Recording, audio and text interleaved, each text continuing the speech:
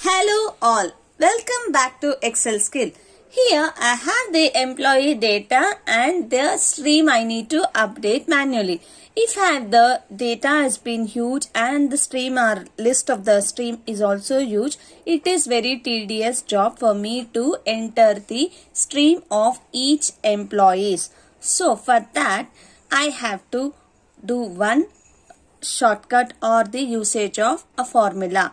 Here I have the employee IDs and here for instance I have provided only few, but what if the case if the data is huge and I have to type for each IT, finance, HR and so on. So this will consume a lot of your time. Instead we can use the data validation function. What I do is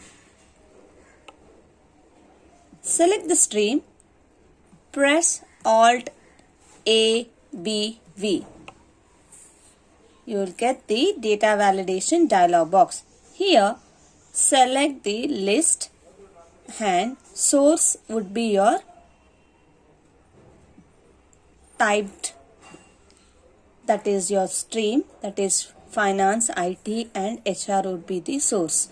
So give OK and now you can see you can easily choose whatever the IT or the HR, finance and so on.